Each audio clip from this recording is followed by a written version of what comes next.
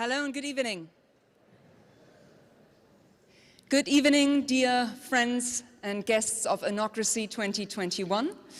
I'm very proud to have the honor to introduce to you and to announce to you a person who is very dear to us at das Progressive Zentrum and especially at the Future of Democracy program, and who is also, so to say, the founder of Innocracy, the Conference on Democratic Transformation. Please welcome with me Hanno, Burmester, who will give to you a keynote titled A Deeper Democracy, Democratizing Ourselves. Enjoy.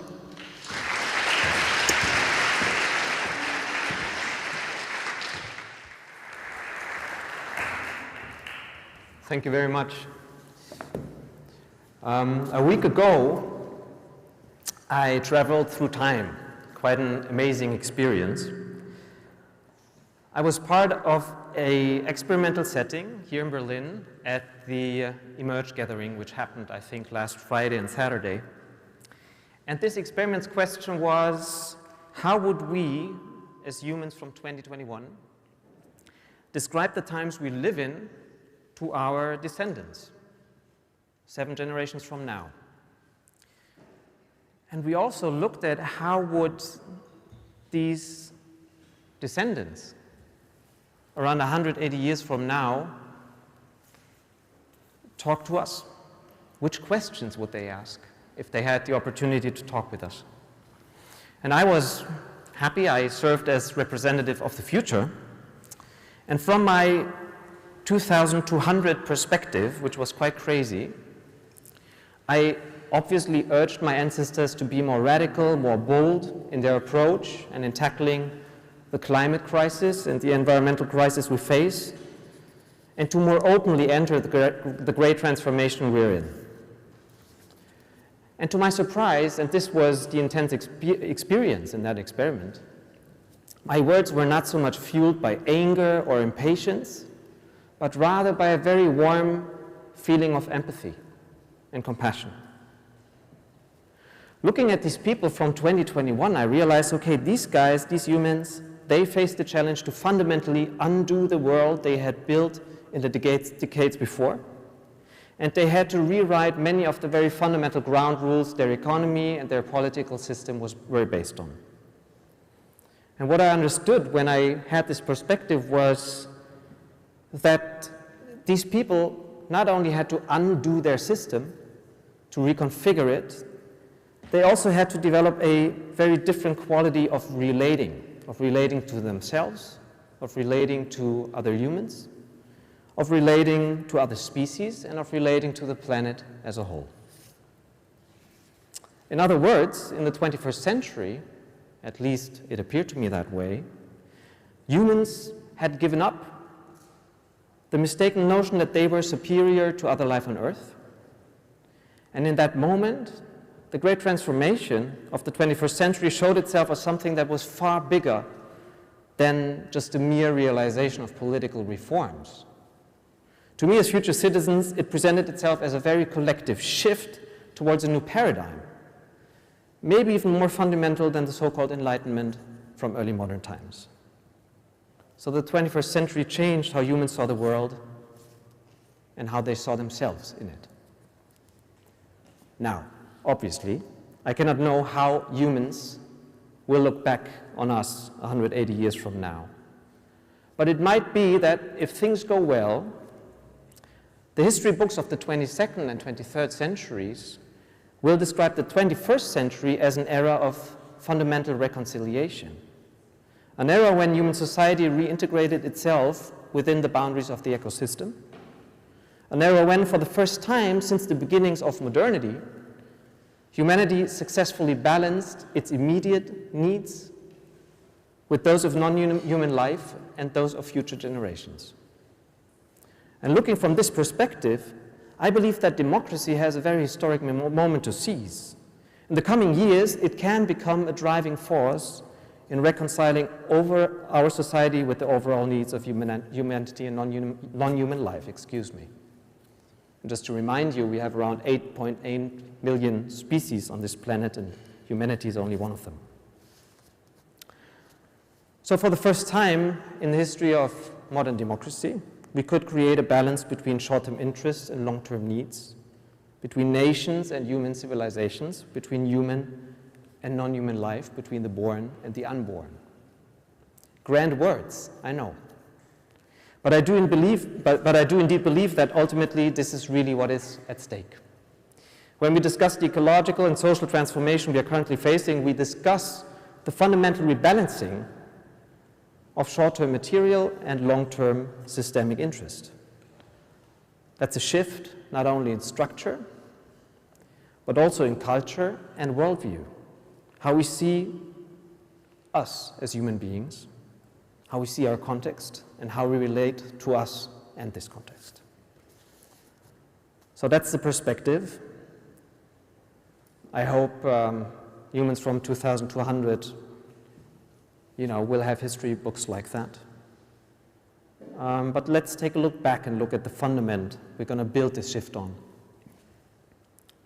So over the past decades, and I think you all know that, democracy has done a very good job at focusing on the individual, at facilitating individual liberty and well-being. Mostly material well-being, but still. And to us today, I think that's one of the reasons why we're all here tonight, it becomes increasingly clear that democracy must transcend this focus, that this is worthy, but it's not enough. It's actually self-destructive. So what our time asks for is for us to give equal value to the collective and to the systemic perspective. We must ensure that long-term well-being is granted not only for individuals, but also for mankind as a whole and for other life on Earth.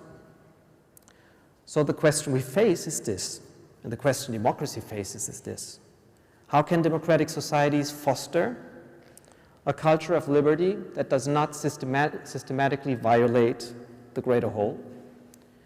And what would a democracy look like that understands itself as part of the ecosystem, not external or superior to it?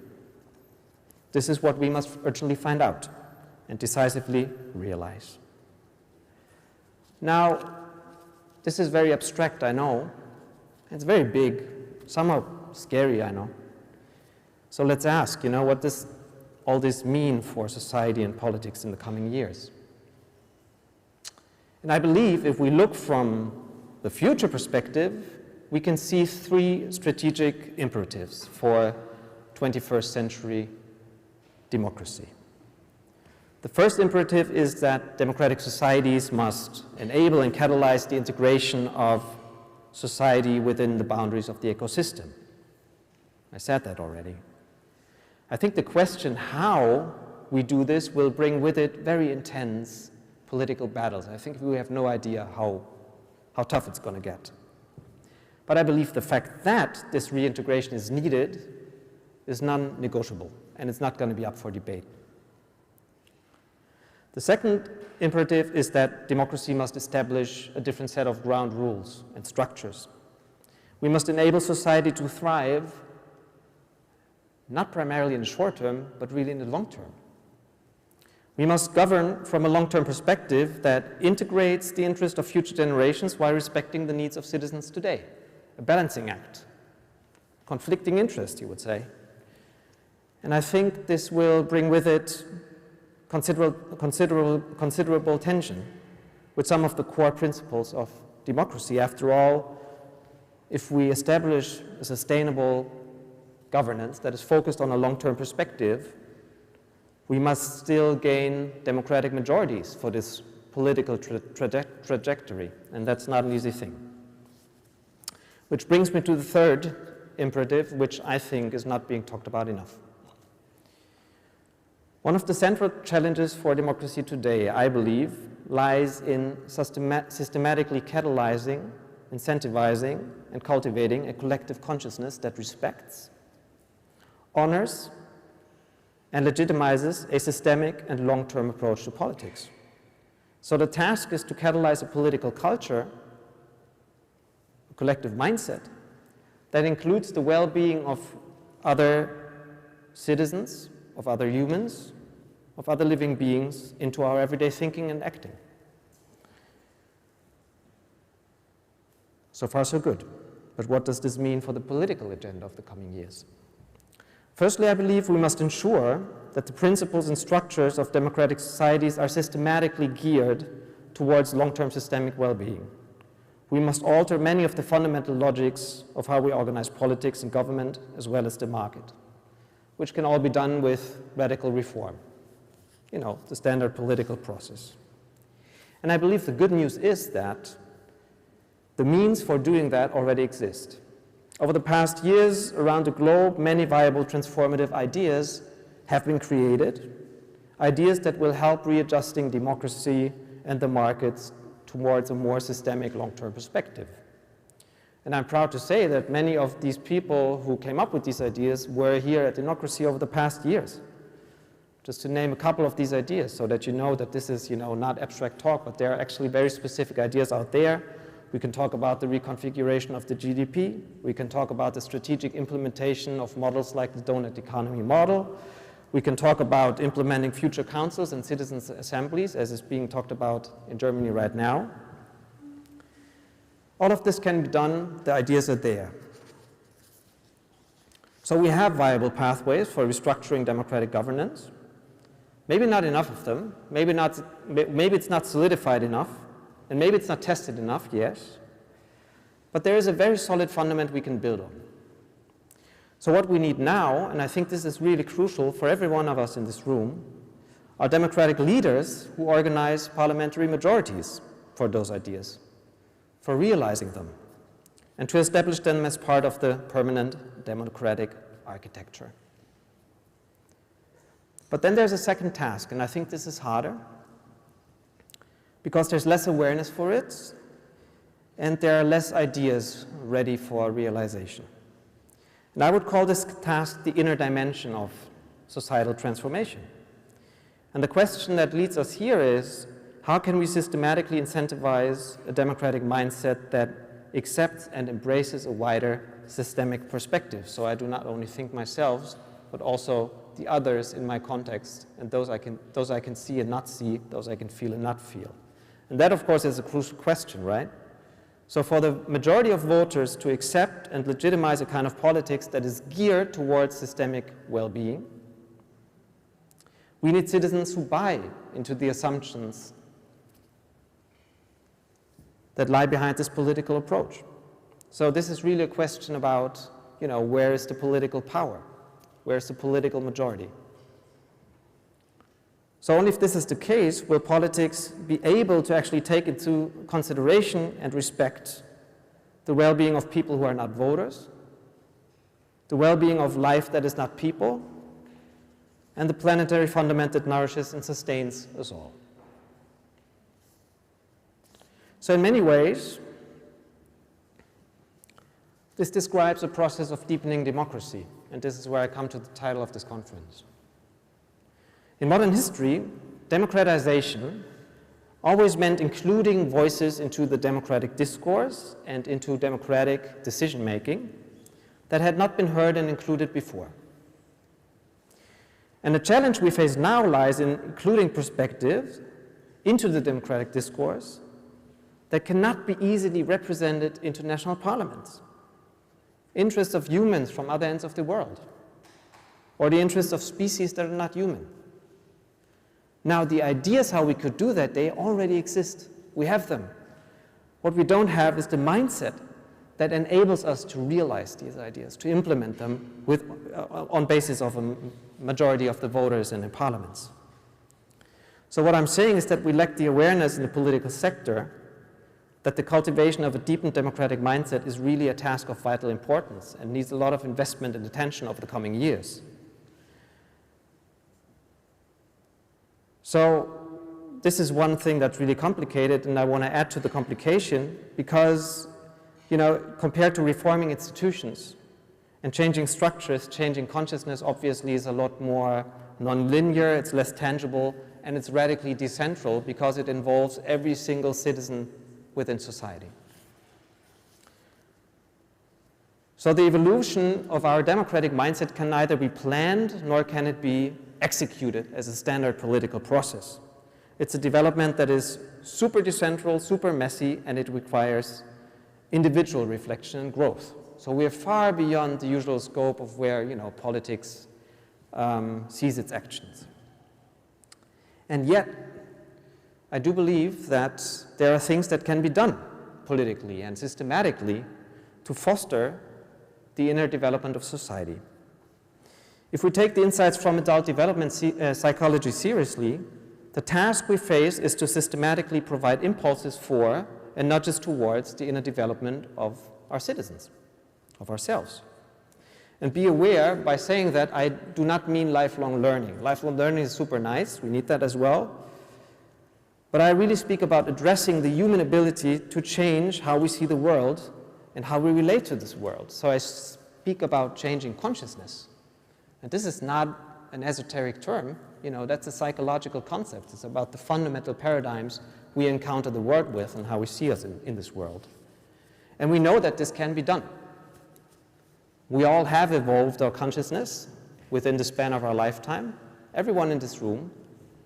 And we know from research that we can create environments where people more readily and more quickly develop as human beings. We have the capacity to grow, and we all can develop the capability to handle higher complexity, to develop our relational awareness, to change and shift in how we feel and act upon empathy, and so on.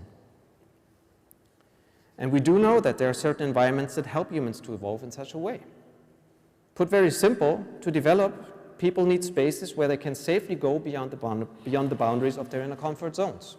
So we need to create safe spaces, spaces where people get the opportunity to reflect themselves, their context, and their position within that context, which creates new perspectives on ourselves and the world we live in. Now, to some of you, this may ring a bell. You may remember that Thomas Björkman at Innocracy, I think 2 years ago, he spoke about an example from Sweden.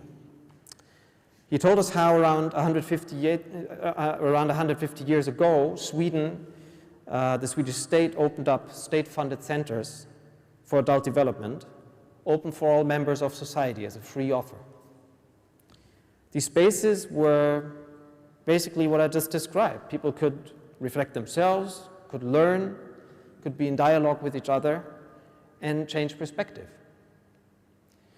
And as it turned out, these centers were a major booster for the rapid development of Scandinavian societies in the late 19th and early 20th centuries. So the development of individuals helped society to evolve towards a new level of development. And that's a historical example, I know, but it shows that it's possible to systematically provide spaces for inner development. And I wonder if 19th and 20th century Scandinavians could do it, why shouldn't we be able to do that today? Now, if you think, okay, this is all nice, but it's also quite fluffy, I ask you to reconsider. What I learned over the past 15 years on the political playfield is this. I believe we do not lack information regarding the situation we're in. Neither do we lack ideas that help us tackle the challenges of our times. And we also do not lack the economical means to realize these ideas. All of that is there in abundance. What we lack is both the individual and collective consciousness that helps us realize a different kind of politics. I think we're guided by misleading assumptions and outdated values. So it turns out that our inner worlds are really the blind spot that help us, that limit our capacity to effectively respond to the meta-crisis we face. Which also means that only if we change these inner worlds will we be able to successfully reconfigure the human-made world we have built over the past decades. This, I believe, is why we should invest more to catalyze the inner development of democratic societies. The expansion of our inner capacity to transform deserves as much attention as the reform of our external systems and structures. Now, if you want to know more, about this weird paradox, we know everything, but we don't act. You can check out my new book. This is my short advertisement section here. It's called Unlearn. It was released 2 months ago. It's called A Compass for Radical Transformation, and goes exactly into this spot. You know, why do we not act, and what does it need for us to really change our patterns of perceiving, of thinking, and of acting in different ways? And I realized that what I just shared with you is unfinished. It's an open inquiry. There are no ready answers. I cannot present you with a solution which you can take and implement, which may be disappointed. At the same time, as some of you may know, one of my intentions when we started the Innocracy conference was to gain attention for the inner dimension of democratic transformation, just because there's not enough focus on that. And arguing for this perspective and translating it into the political playfield is something we're just beginning to do. Not only us, I think this is also the case internationally. And I know that it will stay with me over the years to come. It's unfinished business. And at the same time, and please allow me these last words, today is my last day as policy fellow and thus also as co-host of this conference. And even though there's a lot of unfinished business and a lot of open questions, I tremendously value the journey we had together and these red threads we started to weave and crystallize. And this network we opened up here, in which I very tangibly experienced again yesterday and today, enabled me to meet many allies from countries all over the world, which really strengthened, I think, not only myself, but also the motivation of all these people we connected here. And some of them turned friends, which is great. Many people who are really at the forefront of a deepened democratic practice and democratic reform. And I'm very grateful for all this, for the encounters I was blessed with. So I want to say thank you. And this thank you also goes to my colleagues at das Progressive Zentrum. Many of you became friends over the past years, and we shared many great experiences. I think this is the wrong place to talk about that. But I want to say that I treasured these moments, and I'm happy about the long time we worked together, especially because I know that my perspective and my interests very often expanded and sometimes transgressed the circle of interest this think tank usually is dealing with. So, on a closing note, I must admit that I experienced a growing schism over the past years. On the one hand, there is, and I think we all know this, an intensifying, quite pressing need for decisive and radical political reform. And at the same time, this need was met by political institutions and by lawmakers who all too often did their best to ignore or deny or delay meaningful reform. And I hope that the situation will change and that the established political space cultivates more honest curiosity for new perspectives, for new ideas, for different kinds of people. I am very sure that it will benefit from them. And I am sure that our ways will continue to cross, and I'm looking forward to everything that is to come. Thank you very much.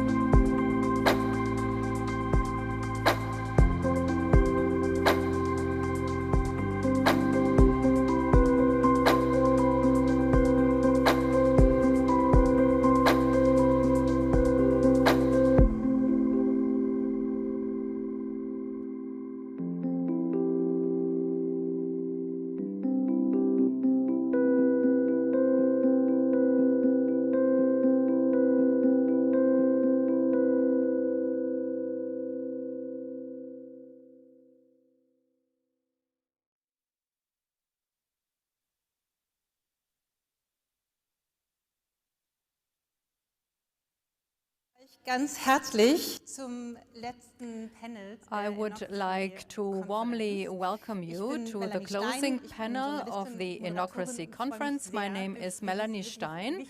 I'm a journalist and moderator, and I'm very much looking forward to guide you through this discussion. Democratic processes need time, but climate change is going fast. And the question we would like to ask ourselves, how can we improve democratic processes in order to fight against the climate change? We will talk about speed, space and time, and also, of course, about the current political situation. And I would like to welcome three guests here on the panel. Ricarda Lang, she is a member of the German Bundestag. She is the deputy head of the Green Party and also a spokesperson for female affairs. She says that considering the exploration paper of the Socialist Democrat Party, the Green Party and the Liberals is to show that it's high time to take decisions. Please have a seat, Ricarda. And with us is also Martin Dulig. He is the spokesperson for East Germany of the federal SPD. He's also the deputy minister president for Saxony. And he says that Saxony will or should become -- 1 in this context. And Bernd Ulrich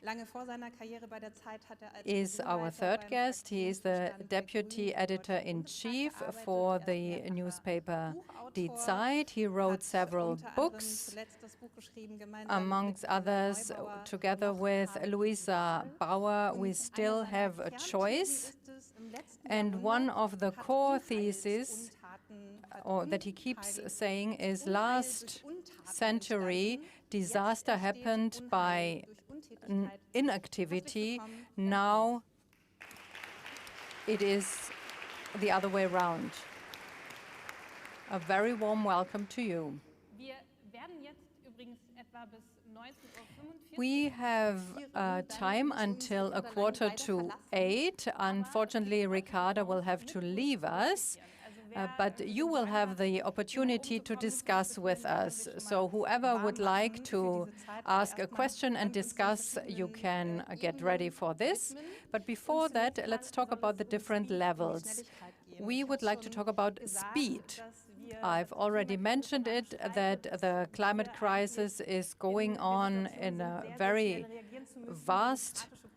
with a very vast speed, and we don't have enough time. The question is, how can we change it? So when we are talking about speed, let's have a speed round. I would like to ask you one question and ask you to reply with one sentence. And the question is, what are the opportunities to make democratic processes faster? We could start forgetting that being slowly is a synonym for democracy and reliability. And so everything that was fast never went well. And now we have to do things fast, and they have to go well. And I think this makes sense if you think about it for a long time. Mr. Dulig, I'm not sure if we need faster or speedy processes. We need faster decisions, maybe. And this is something that I experience. When do we decide what and what happens when? Ricarda.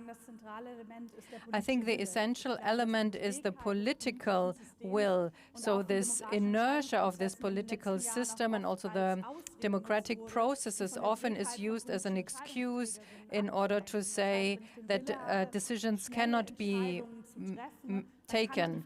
So if I really want to decide quickly, I can create the preconditions in a political system, and this should be the task. I've already explained it. You already said that the explorative paper is good. So what do you expect? Of course, there are very precise policy tools. I don't want to mention all this because it will be too long. But what I found really interesting to see so many questions that were raised here on an abstract level, especially during the keynote speech and also during the conference. So we could see that they were really precise and they had to be asked at a very precise level. And we cannot really see what is politically political, but we have to really see the reality. So politics should reflect reality. And when we talk about social policy, for example, we can say we have the liberals that are really far away, and then we join, the Social Democrats join, and they go to this direction. But when we want to transfer this to the climate crisis, it won't work. We don't have the time. We cannot say we do this first step and in 4 years the next step. So we are measured according to reality, and this is something that we saw in the last years. Everyone thought we have to do something against the climate change. At the same time, we have to bring many people on board, and it was kind of a contradiction. So acting quickly and also bringing people on board is a contradiction. It's something also that you said, only when we go slowly we can find a stability. But the opposite is true. If we are too slow, we will lose many people, because the climate crisis doesn't give us the opportunity how to react in the future. And I think this is something that we need to forget and ask ourselves, how can we act quickly and also bring more people to join us in our journey? So how can we make participation possible? How can we make sure that people don't think that decisions are taken fast, but that they are involved in this decision? You mentioned one important point. How are things in reality? And especially when we look at the German elections, we see, for example, that in the eastern federal states, eco-friendliness and protecting the environment are not a top priority. This is understandable, because there are also, of course, other problems. But how can we make sure that protecting the environment is not a question of social status? So I wouldn't just limit it to the social question. In the East, we have this transformational experience where many people said, oh, please, we don't want more changes. It's just the experience that they have with so many changes or radical changes. So I agree with you when you say it is about security, giving or sharing security in this context. And there is the core. We want a safe world. And many people think they want to secure their world and they don't want to change anything. And then others think it's the entire world, and we have to change everything quickly. And if we try to resolve it on a level, I think it is important. It is, if you don't want too much to change for you, in your little world, you will have to accept that we need to change things. And organizing this process is the task that we hope that the new coalition can tackle. Because I think this is the key. And I come from a federal state where many voters voted the AfD. And we notice that some life experiences or political experiences are conveyed from one generation to the other. But that's a question. Is this also inherited in a way? I would also like to ask Mr. Ulrich. Recently you said during a podcast that people on the lower side of the income scale, they just have completely different problems. But isn't it important? Don't we have to include the entire society? Well, if we are talking about including the entire society, I think this is quite difficult. I think we forgot in the past years that in the discussion, we forgot that we are also a democracy. So the majority does something for 4 years and the others will have to accept it. And after 4 years, you can change it. But if everyone agrees with what is happening, it is just easier. But with the changes that we need, these changes are so dramatic, we cannot say your world will stay the way it is. We cannot share this security that we had. And I mean, I can say it openly, in the last 70 years, stability and safety wasn't the standard, but rather the exception. And that's why, so when we are talking about this lower part of the income scale, so they've been exploited in a double way because they did most of the most difficult work. They had also precarious jobs, and they were exploited also in a different context. So what can they do if they have to pay more for meat? So everyone is eating cheap meat. So what happens to them if they cannot fly to Mallorca, for example?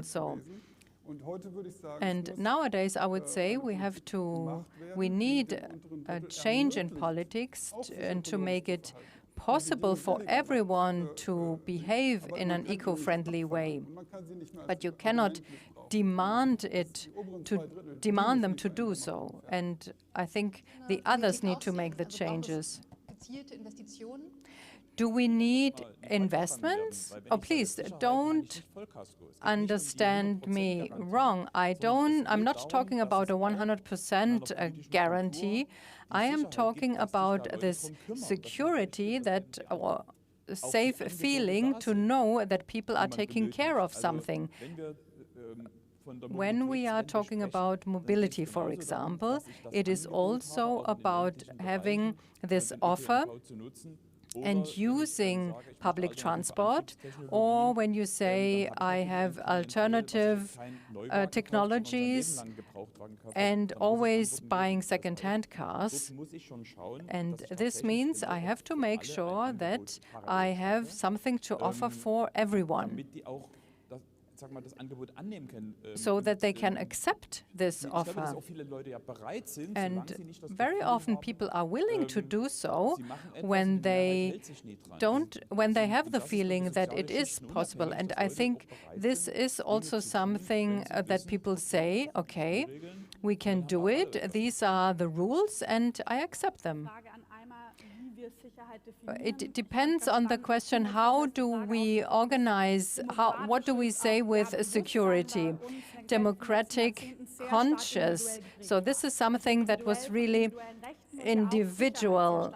So everyone has an individual perception. So when we're talking about this world that we have, I can maintain my living standard. So we won't be able to give it to everyone. And I think this would be also not be very honest, but relying on the collective environment and not being sure about the situation and knowing that there is some kind of security, I think it is always connected. So the CDU used to say for a very long time, no change doesn't create safety. And we asked ourselves, do we want change or not? This is not the question. Climate change is the biggest change that we can imagine. And actually, we have to decide now, are we doing something, or are we taking a passive position and giving away any form of control? Or do we try to adapt to the climate change and mitigate the changes and create, therefore, a feeling of security in a way? A feeling of security and also possibility to control. And people, low-income people, were used often as an excuse, oh, we cannot do this. And many people who said, we cannot do this change, or we cannot have this minimum wage of €8, we cannot raise the price of meat, for example. And people who don't have, or low-income people need to be able to pay for the expenses they have. At the end of the day, I think we have to see if we protect the environment, we can maintain the same or not change the different levels of social inequality. And I think at the end of the day, protecting the environment can lead to the fact that social inequality is not given, or that we can fight against it as well. And I mean, I don't need to say it here in this context. When we say that climate protection is not so important, we say also in a way that maybe one day we will be part of the people who can just pay for their expenses.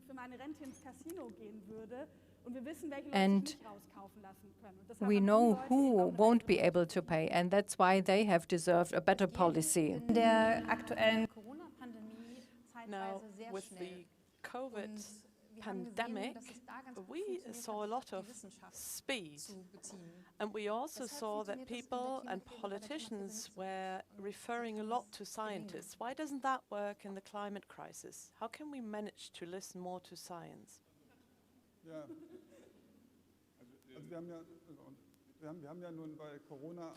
Now, with the COVID pandemic, we saw a very rapid development of an emergency, and people, as a matter of fact, were listening to different camps of scientists. That was different depending on the federal state and who wanted to be a candidate for federal chancellor. But it also had to do with the fact that we didn't know a lot about the virus. We do know a lot more about climate change. The tools are there, the science is there, the ideas are there. And what's lacking is this last big step, and that's a huge conundrum really in mankind. Why are we not taking this last step? So it's really not Schellenhuber, the climate scientists, who should tell the governments what to do. I think it's much more about mankind and politicians accepting that the climate crisis is there, and I really hope that the new coalition will manage to do so. And then new questions will come up. Do we want landscapes to look nicely and beautiful without wind turbines, or would we prefer to use our electric SUV in the city? And in order to drive an SUV, you need the wind turbines again. And that's not for the scientists to decide, it's the policymakers. Now, one important aspect in the climate crisis is that it's a global phenomenon. However, our democratic systems are rather national. So the question is, how can we improve democratic processes so that global aspects are being taken into account? And Olaf Scholz suggested the Climate Club, where nations and states should be cooperating. Ricarda Lang, how should such a club function? Well, the idea is that several countries come together and cooperate beyond the Paris Agreement in, let's say, protective tariffs and so on. I think that's an intriguing idea, but it's not going to solve the fundamental problem. Of course, we want nations to cooperate more intensely, and the foundation was being prepared by the by the Paris Agreement. However, I think the basic dilemma, and I haven't found a solution here, is that the climate crisis affects all of us, but not with the same speed and not with the same intensity. So we are seeing that the countries in the global south are affected much more than the countries in the global north, but they have the tools to take more dramatic decisions. So those who are affected do not have the lever to change a lot, while we do. Of course, we've seen wildfires and floods, devastating floods also in the countries of the global north. Yes, you are right, and we've also seen that with the COVID pandemic. Many people criticize that Germany and the EU do not display a high degree of solidarity when it comes to vaccination justice. Yes, but I still think it's a good idea to establish this climate club and not to wait for majority or power relations to change in each country. And that's also part of a democracy, that, you know, countries form groups, they agree to set higher standards or to progress together. I think that's a good tool to be used and a good methodology. The question is, what are we waiting for? It's about global and international negotiations that you have to conduct, but they shouldn't lead to a situation where we postpone things for many years. It's about speed. We know this. It's not about whether we need to do something, but how. And I think a climate club is really a very concrete suggestion here. Well, the keynote speech inspired me a lot. How can we undo and unlearn? And in international politics, unlearning is very important, because we base what we do on our idea that international policy making has to do with space. The more space I own, the more powerful I am. And the space consists of, let's say, fossil fuels and natural resources. And that's the language we use, and at the same time we're aware of the fact that we will no longer need this in the future. It's incredible that Greece needs a lot of money, to put an example, to buy military vessels to deter Turkey from extracting gas in the Mediterranean. And that didn't happen in the past, it's happening now. And when we look at Nord Stream 2 and Putin, we're dealing with something we should no longer be dealing with. We should get out of this idea of geopolitics. The faster we phase out of fossil fuels, the faster this will happen. So we have to unlearn geopolitics, so to speak. Well, I think phasing out of fossil fuels and looking at the climate impact and that it saves CO2 also helps to, let's say, dismantle harmful power structures, and that should be a priority in foreign policy. But coming back to your question, how can we also take into account the interests of people who are not part of a, let's say, mainstream democracy? We have to turn away from always just giving alms. you know, kippt dann sehr schnell in Altruismus. Wir müssen das that's für die machen. something Die that armen Menschen auf we Kiribati, die armen often Menschen für do, Tuvalu. charity. Ich You know, glaube, ehrlich these gesagt, poor auch people nochmal in diese Tuvalu, Bundestagswahlen these haben poor gezeigt, people in the Altruismus ist global nicht unbedingt das, south. was die Leute an And die I Wahlurne think bringt. practicing Also, das für charity die is Leute, not das ist something was, that worüber man will gerne redet, und die call zukünftigen people to Generationen the und die anderen Menschen polls. anderen Weltteilen. And I think Es this ist aber am federal Ende oft nicht das, election was uns in den was a case Wahlentscheiden, in auch in point.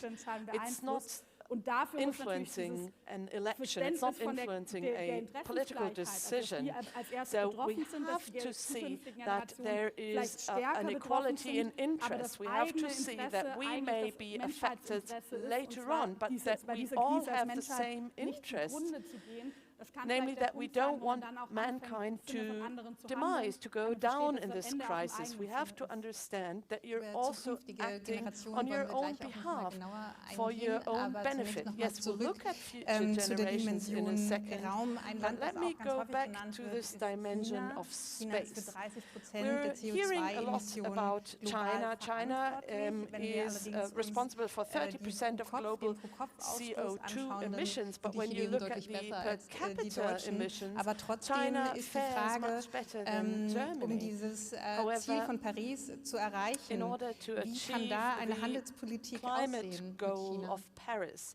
how can we design our trade policy Wir haben with ja eine China? Phase erlebt, wo we've seen wir fast einen Handelskrieg ja auch schon A hatten, phase damals where we angezettelt, almost had Trump, a China, trade war was dann with auch zur Neuverteilung China, von which Weltmärkten was geführt hat. somehow Ich initiated denke, was wir wirklich brauchen, by sind Trump faire and China. I think what we Freihandelsabkommen. need are Abkommen, fair die tatsächlich trade fair agreements nicht nur or im free Begriff, trade haben, agreements, sondern wo eben die Bedingungen which definiert do not sind, only was sowohl use soziale fair als auch as a ökologische title, but Kriterien where conditions are clearly defined, daher, social and ecological wir conditions are müssen auf clearly der Welt auch defined. stärker wirklich So wieder zu anderen here Abkommen On this kommen, im world, wahrsten we Sinne really des have to Wortes. manage to Denn, conclude stronger agreements Es in gibt this natürlich respect. auch nationale Egoismen. Of course, there is a und lot of ich glaube auch national nicht jeder Zahl, self-centeredness die aus anderen Ländern, gerade auch aus and China, kommt. the figures Wobei that die we natürlich get from viel other Geld countries, investieren, tatsächlich auch in such den as Umbau, China, aber das ist, to my mind, are also not ich bin da always noch very äußerst skeptisch, credible. aber I ich, mean, they do gehöre zu invest a denen, lot die of der money Meinung in sind, wir brauchen transformation, but neue I und andere do still have Freihandelsabkommen auf der my Welt, doubts. tatsächlich I think auch we Bedingungen need miteinander zu different definieren. free trade agreements Wäre das der worldwide to change conditions. Do you think gesehen, that's the das right will die way? EU ja auch machen. Braucht man eine Well, Steuer, einen Zoll, der sich auf You know, ökologische Standards what do you bezieht. think Und das the würde EU die wants to Chinesen, glaube ich, do? sehr They would überzeugen, like dass to man Produkte use nur nach in die tariffs EU that importieren kann, are sind sinnvoll, wenn man environmentally sie friendly, einigermaßen that CO2-frei produziert. Dann gibt es aber die diskursive Ebene. Ich denke ja immer, ich laufe ja viel rum mit dieser ganzen Klimathematik und es gibt immer zwei Sachen, das sind meine Lieblingsthemen, die ich immer höre seit Jahren und jedes Mal, als wären sie neu, werden sie mir wieder vorgetragen. Das eine ist Wasserstoff. Heißt, wir müssen gar nicht ändern, nur der Stoff muss anders sein. Und das zweite ist China.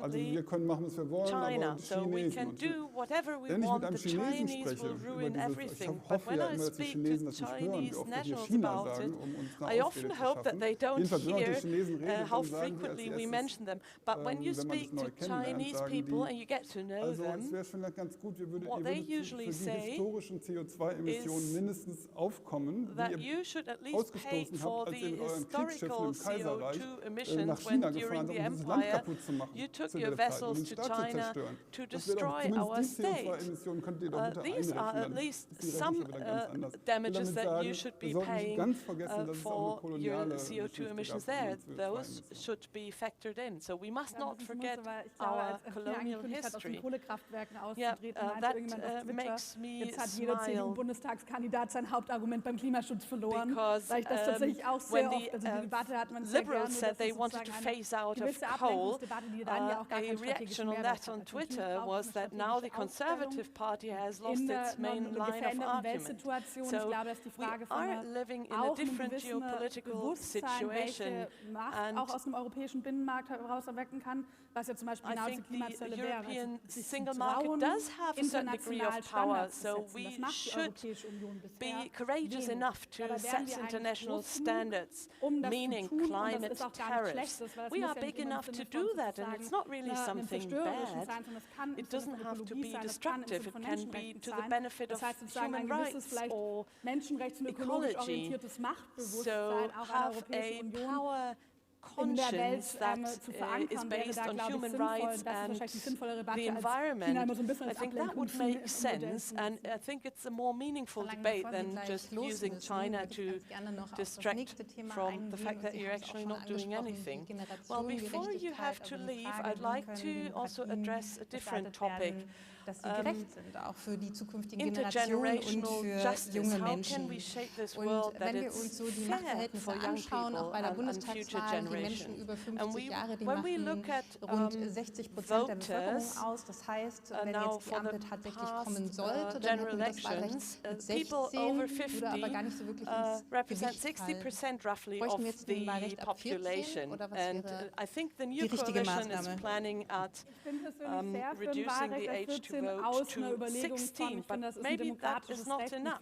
Shouldn't we have 14? Well, I'm in favor of 14, but I don't know whether that's feasible, and it's not really going to change the power relations. Now, the right to vote at the age of 16 or 14 will not change these power relations.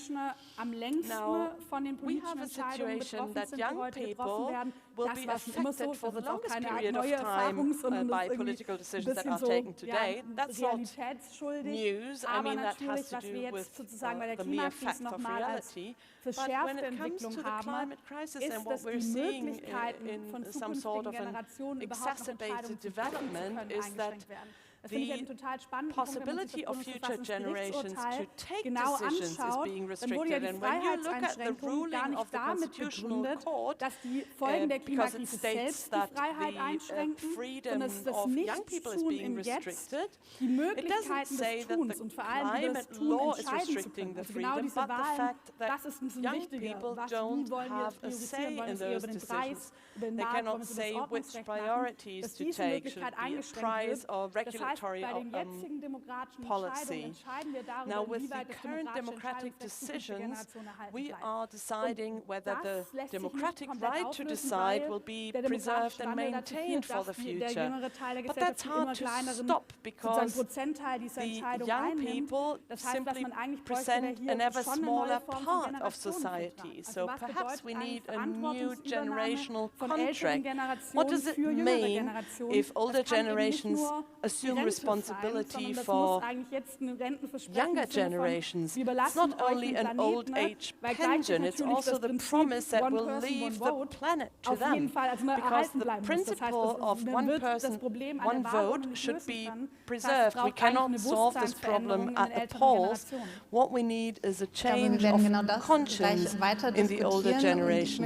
I think we'll continue to discuss this even further, but Ricarda, I would really like to thank you for your contribution so far. Sorry you have to leave.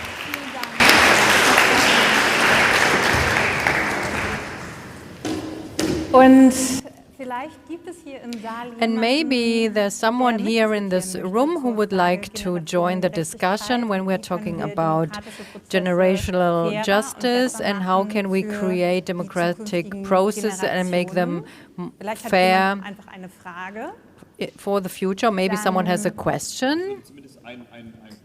Können Sie gerne, genau, dann können Sie gerne hier Platz nehmen und genau jetzt. And if you have a question, please have a seat here. So I would like to mention one point. How can we make sure that younger people can be more involved? And I think I was very impressed, especially to see during the elections and also within the parliament.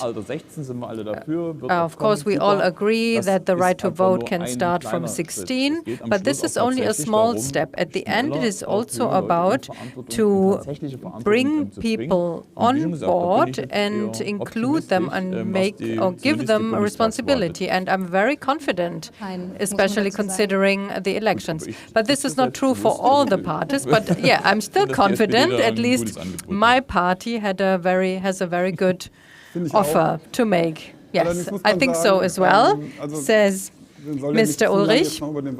I mean, I don't think we need to talk too much about the pre-election campaign. The CDU talked as if there are no grandchildren, and the SPD talked to young people as if they have already retired. So they didn't talk about this plus 3 or 4 degrees more that they might have when they actually will retire. And maybe I can add something. And just considering the Federal Constitutional Court and what Mr. Scholz said, our environmental policy will be very moderate. This is not a criteria. So what we have to ask is the policy we are deciding, is this adapted to fight against climate change? And of course you have these 40 young social democrats in the Bundestag, but in fact young people in Germany can only refer to the Federal Constitutional Court.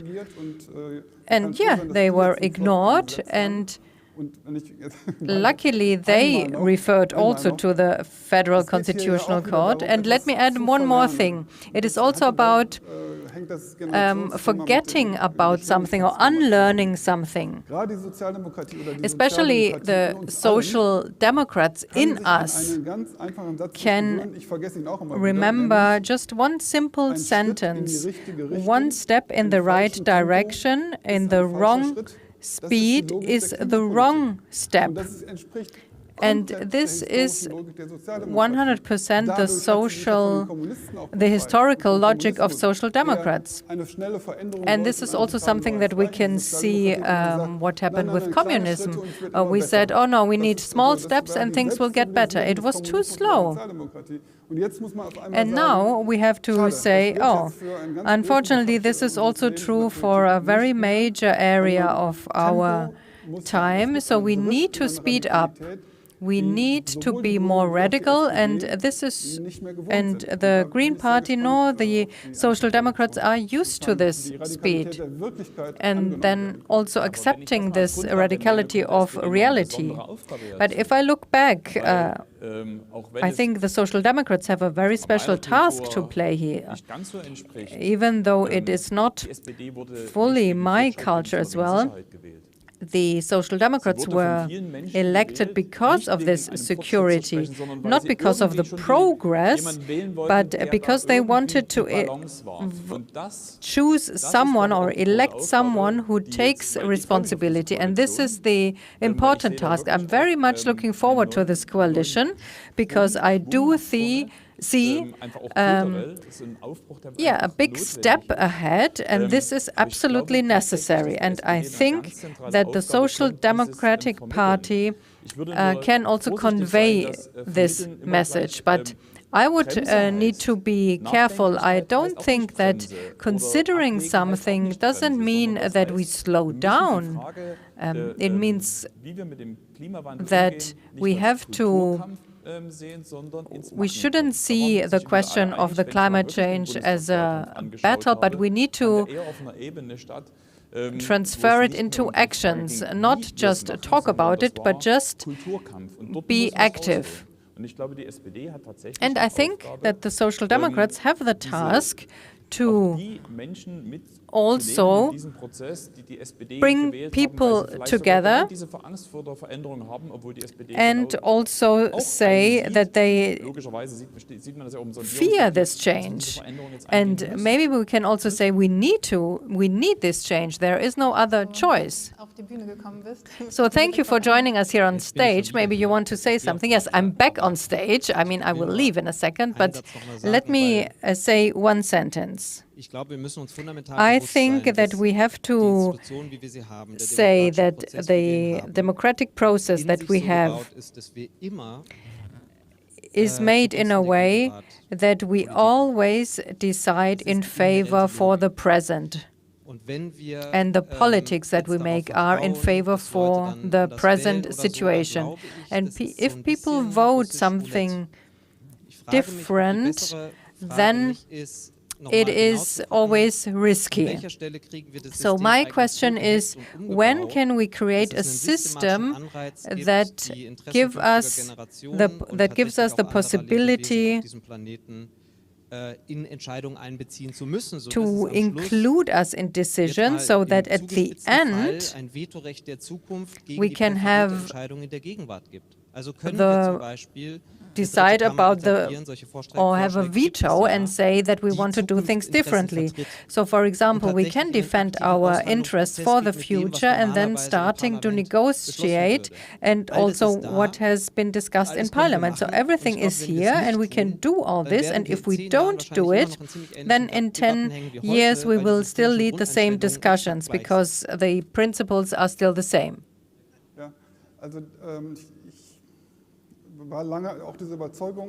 So I shared your opinion for a very long time, but I don't think this is true anymore. If it's right that in this decade we need to make this ecological change, then I don't think that it's time for changing the institution. I mean, I understand what they are doing in the exploration talks. They are talking about the resources, how to approach these resources in a different way. But if you do this differently in the ministries, you need just 2 years until they move or organize or plan a move. If we're talking about a third chamber, for example, or something really fundamental that is enshrined in our law, this will need even more time. And this is something that we shouldn't underestimate. So these elections were very strange in this context, but we have the decision of the Federal Constitutional Court, and we have this climate protection law from 2019. That's something we don't need to discuss, but there was something good in it. Every year, by mid-March, we need to see the numbers for reduction, and if these numbers are not enough, they need to be adjusted. So this government will either have to make a kind of policy to adjust, to have the numbers matching. Otherwise, it will be really complicated. Of course, the society plays a role, and some mass demonstrations will play a role mid-March, so be ready and prepared for mid-March. So we're not just a democracy, but also state of justice. And therefore, we need to protect also. So I would suggest that we can support young people. So when we're talking, so your comment was about the future councils that exist in some areas. So should we have something like this on a federal level that can maybe look at some drafts for laws, or would this take even longer, and that's why it's not so efficient and wise to do so? What do you think? I have to admit that I really didn't think of it, and that's why I cannot really answer your question. So otherwise it would just be empty words. But I am fully with you when you say every structural change is slowing down the process, and we don't have time. So we agree on this. However, I am optimistic, and I'm confident that this new coalition can use this impetus or create an impetus because people trust them for many different reasons. And in the East, the connection to parties is really problematic. That's why for the Social Democrats it was really important in the exploration talks to mention this 12 euro of minimum wage. And that's why it was also important for the Green Party to talk about the climate protection goals. And the fact that we have to deliver a result, not at the end of 4 years, but at the beginning, this is my hope for this new impetus that we might have. So I don't want to talk about the East too much, but this phase that is behind us, where politicians didn't do much in this context, and that's why ecology was kind of privatized. So everyone was, some people did something, but not really together. And I think this is something that could change. So it could be possible to say, so whoever is doing something individually is nothing to replace for what the politicians didn't do, but it's an additional thing. And this is a big change. And what is also important when we are talking about identity, in this time, so whoever criticized everything or whoever protested against it, so the politicians usually said, oh, we don't want to do anything against you. You can, as a government, can also say, this is our project, and climate protection is the main goal. You cannot stop us. You can only vote someone else in 4 years. So being decisive, and this is also a form of democracy. They can be very decisive and also enjoy the process, and whoever likes it can join the process, but not and then also, and if you don't, whoever doesn't like it can change in 4 years. I'm very happy to see that 3 more people raised their hands and would like to join us here on stage. Zunächst einmal Magali. Ihr könnt auch einfach herkommen. Also das, sobald ein Platz frei ist, here. Feel free to take the seat whenever it's empty. Hallo. Vielleicht magst du dich noch mal kurz vorstellen und perhaps you'd like to introduce yourself. Hi, hört man mich jetzt? Ja. Yes, can you Ich bin Magali, ich arbeite beim Futurium. I'm Magali, I work at the Futurium in Berlin, und insbesondere mit der Zukunft der Demokratie. Every day, Ich habe mich gemeldet, weil mir die Lösungen, die diskutiert wurden, noch so ein bisschen zu wenig radikal sind. Also ich glaube, Hanno Burmester hat ja so ein bisschen schon interveniert und gesagt, Mr. Burmester, I think, wir brauchen intervened and said we need democratic innovations in order to deal better with climate change in the future. Ich glaube aber, das ist, was Herr Ulrich gerade meinte, wir haben eigentlich keine Zeit, um diese strukturellen when listening to Mr. Ulrich, who says we don't have the time to implement the structural changes, nicht die that's Zeit haben, um ein zukunftsfähiges politisches System aufzubauen. Also acceptable. damit wir in It can't be that we mit don't have Klimawandel the besser time umgehen können. to set up a solid political system to deal with climate change. There's not only climate change, there's also dann müssen wir doch jetzt was machen, social change, structural change. So we need to do something now in order to be fit for the future. So perhaps it's about electing a spokesperson, nominating a spokesperson for the younger generation, having sustainability councils. A democracy shouldn't produce the best result, but a result that is based on a majority. And the question is, how can we attain these majorities in the future? Would someone like to reply? Es ist richtig, dass wir auch lernen, Macht zu teilen und Macht zu gewinnen. Also Macht teilen im Sinne von Selbstermächtigung. To win power, to empower ourselves, if you like. Wieder den Ossi. And here I think I'm representing an East German person again. Der sehr gut diese Transformation beschrieben hat. Und der hat auch nochmal beschrieben, naja, auch viele Beteiligungsformen oder demokratische Beteiligungsformen sind ja auch gelernte, obwohl sie nie gewachsen sind. Und auch da war die Debatte bei uns forms that we've learned, andere Formen der Beteiligung.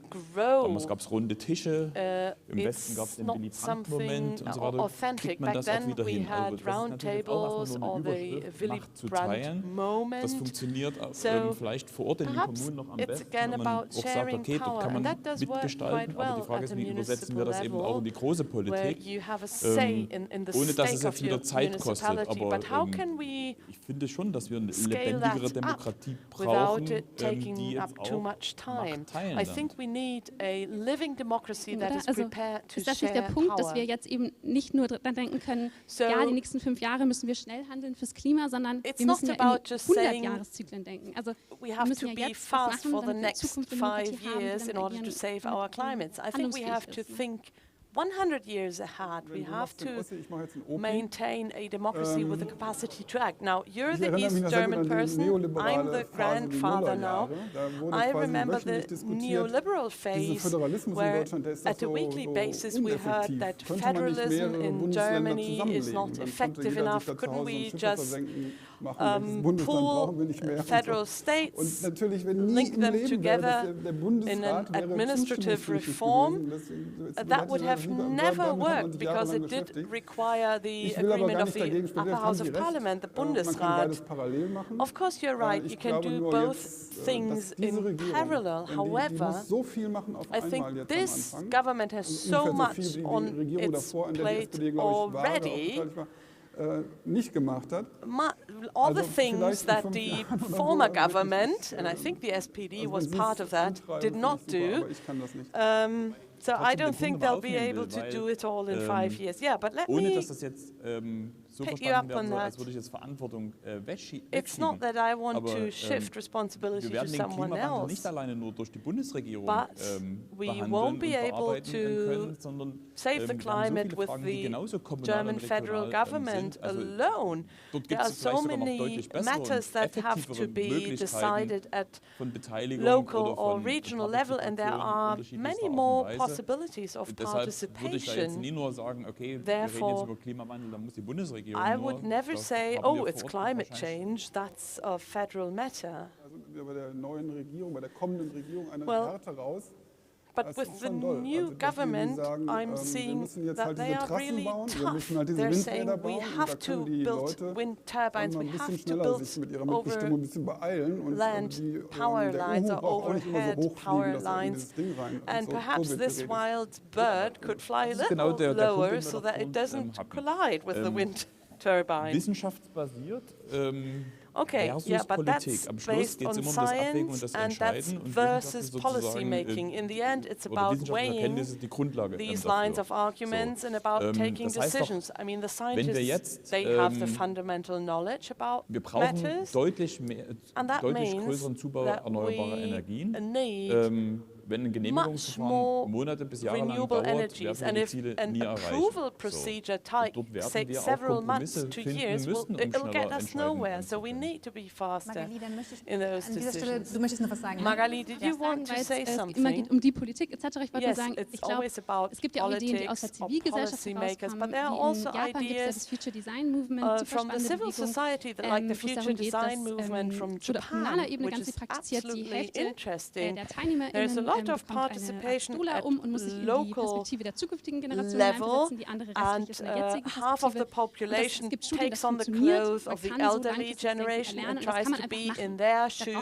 The other half remains in their age, so to speak, and I think they're really producing brilliant results. I just want the civil society not to be underrepresented here. Dann kommt jetzt Kypra zu uns. Okay, there's another person who would like to take the seat. And another round of applause, please. Für alle, die dich noch nicht kennen For those sollten, who don't know you, could you just briefly present yourself? Hi, mein Name ist Kypra. I'm Kypra. Ich bin Autorin. I'm an author. Und meine Frage ist eigentlich eher ein bisschen auch inspiriert von was Gabi jetzt zuletzt gefragt hat, aber auch von unserem Essen heute. Und der Punkt ist, wir haben heute über die Dringlichkeit gesprochen, über Zeit gesprochen und eigentlich die Zeit, die wir nicht haben, die wir verpassen. Und mich hat in den letzten Jahren ein Zitat sehr wieder ins Nachdenken gebracht, und zwar von dem Investigativreporter der New York Times, Ron Suskind, der ein Interview führte mit einem ehemaligen Chefberater von dem ehemaligen US-Präsidenten George W. Bush, der sagte in einem geheimen Gespräch anonym Folgendes: George W. Bush. Und dann meint er die US-Regierung, when we act, we create realities. When we act, we create and while you study those realities, we'll act again, creating new realities, and those you can study again. And this is how things will be put into order. We are history's actors, and you, all of you, will be left to study just what we do. Und was wir ja eigentlich machen, medial, aber auch in der Politik, im politischen Diskurs, in the media and also in the political discourse, zu dekonstruieren, zu hinterfragen, und währenddessen passieren einfach Dinge. Was aber in den letzten Jahren passiert ist, zum Beispiel mit Fridays for Future, ist, dass wir einfach mit einer Realität konfrontiert worden sind, die uns bevorsteht, und zwar auf eine radikale Art und Weise. Und nun stellen wir uns die Frage der Zeit und der Dringlichkeit, und ich frage mich, ab welchem Punkt sollten wir aufhören zu warten?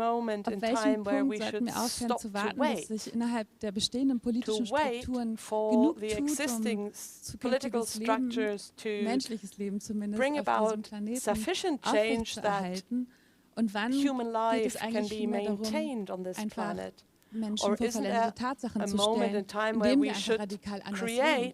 Weil unser bestehendes Leben, die Art und Weise, wie wir konsumieren, reisen, denken, schreiben, kommunizieren, baut ja auf diesen Strukturen auf und auf der Ausbeutung aller anderen Lebewesen, mit denen wir zusammenleben. Wann ist es, spätestens wann sollten wir aufhören, diese Podien zu führen? Shouldn't we just stop to lead these discussions? That's my question. Ich weiß nicht, es gibt doch keinen Startpunkt oder sowas. Well, I'm not sure. There's no such thing as a starting point, I think.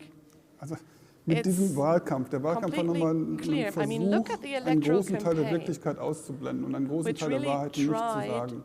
Und die kommen jetzt nach und nach auf den Tisch. So, jetzt, das ist nicht fair gegenüber den Wählerinnen und Wählern, dass man das nicht so laut gesagt hat, aber so wird es sein.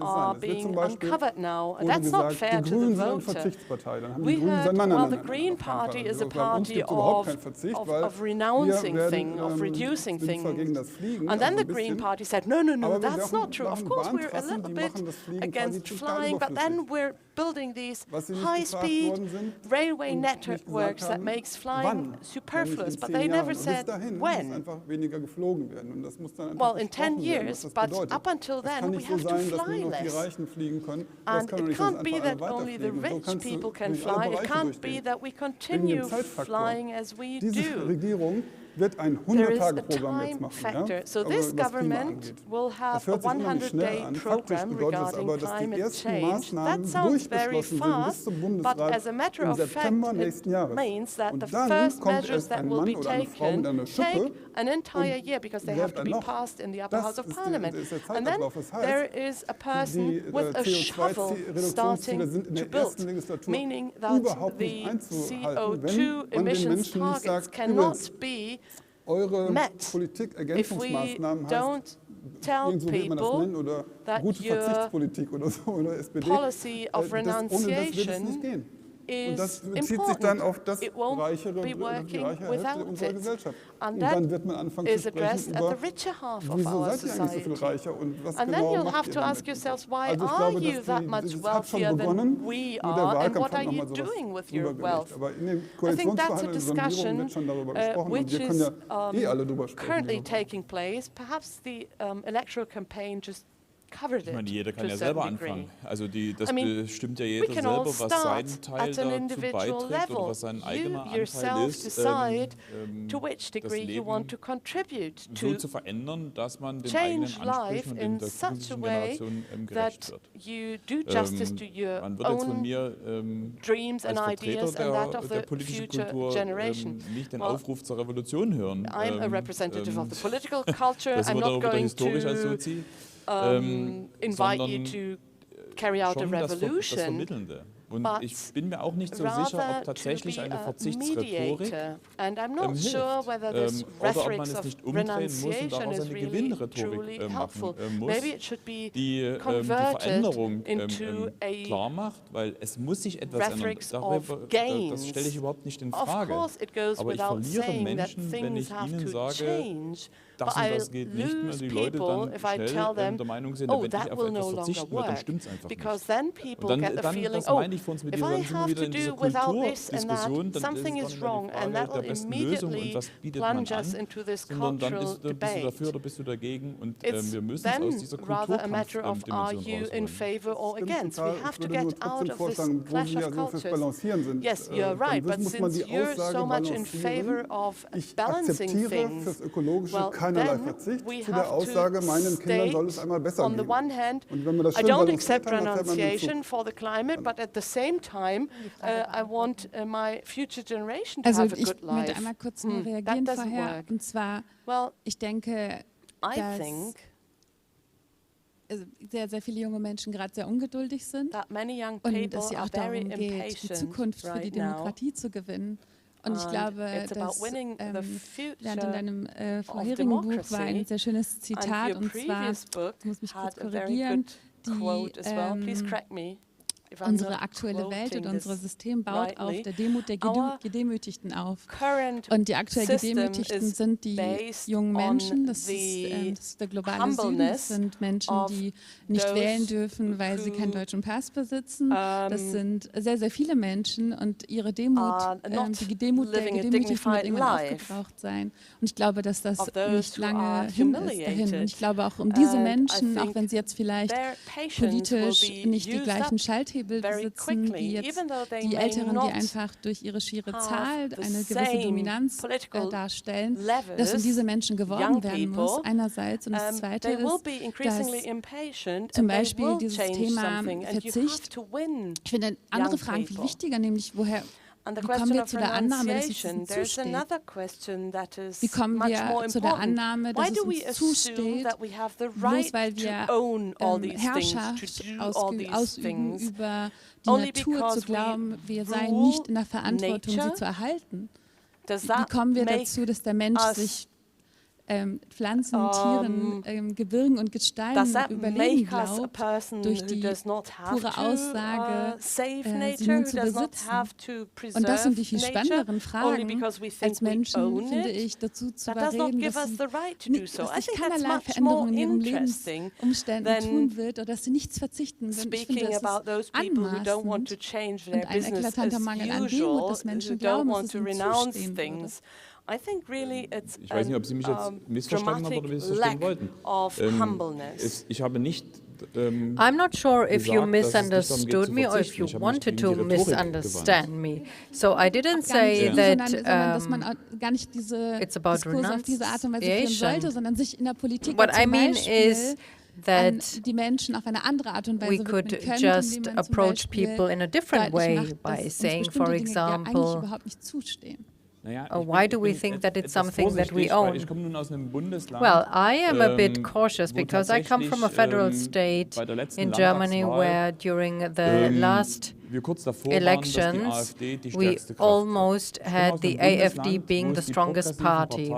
So in my federal state, the progressive parties, the left, the Green and the Social Democrats don't even get 1/3 of the votes. And here, there's no point accepting the fact that we have the right to create. It is not about the discourse in this context, but it's more about what do we have to do, how can we act.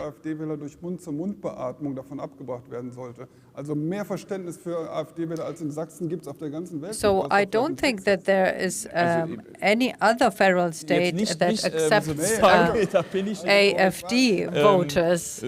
Vorgeprägt. Ich komme nun aus einem Bundesland. Well, what I try to explain is that in my federal state we already had this discussion within those parties, and we said who is a good Democrat and who is not. What I try to say here is the following. So if I want to convince everyone that I'm right, I probably will have the third or fourth chamber. The question we have to ask ourselves, how can we start and be active? And if we approach those and also say that we don't accept your opinion, and if someone says, oh, I don't want this, I want to fly to Mallorca regularly, I want to eat cheap meat, I think it's important to talk to them, and that's why I try to explain before. If I accept that they can have their own world, and you will have everything that is fine for you, your ideal world or cozy world, but there will have to be some changes. And therefore I need to accept them and not approach them with disdain. Otherwise there's no point having a majority. It's impossible to get a majority. Just one more sentence. I would like to ask Joy to join me on stage, and also thank you, Bra. Also mitnehmen und alles, soweit es geht irgendwie, aber ein Satz finde ich, allow me to add one more sentence. Kann auch eine Form von Respekt sein. Having someone who is against or having opponents can also create a commonality. I would like to ask you to be really brief with your question. Well, it is a short question. I'm Joy. So what I'm missing here is vivid democracy. Do we need different institutions? And I would like to ask a question about the referendum. We saw that many people supported something that most of the parties rejected, and many people voted for this expropriation, and I ask myself, so the representatives in the parties, and then the exploration talks, etc. Do we have a majority here? And I think in our society we also have a support for radical climate protection measures, and also people do support this raising CO2 prices, but prices for CO2 emissions. And do we maybe need a third or fourth chamber to decide, or is it something that we can forget about the next 20 years and also put something on the agenda for a referendum? So can we even speed up thanks to a referendum? So I'm very skeptical, critical, and I have two reasons for this. The first one is we've experienced it in Hamburg, where there was a referendum about schools, and the richer parts of the city had the possibility to decide against the actual majority. So it was about reform of the school system, and the richer parts of the city said, we don't want this, we want things to stay as they are. And they had the means to do so, and the others didn't even vote for different reasons. They thought that they were either overwhelmed or thought it's not important.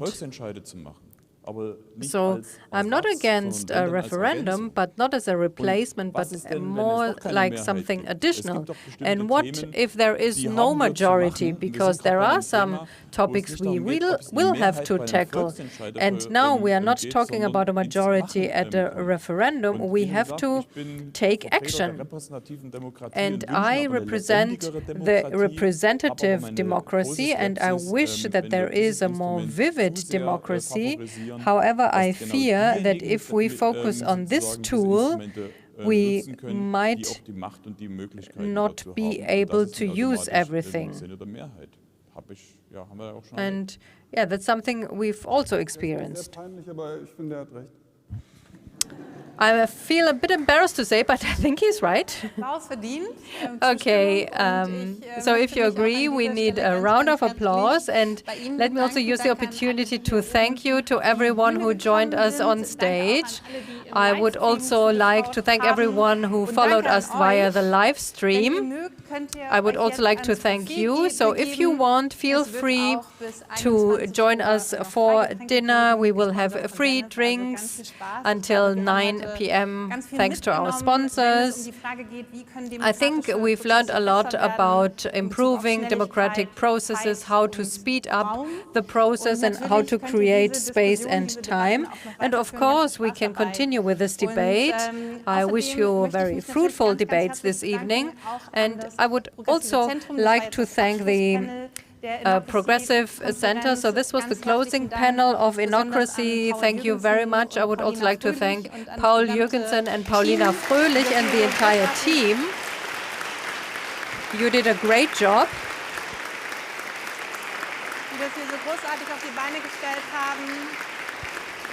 And thank you for making Innocracy possible. And I wish you a wonderful evening.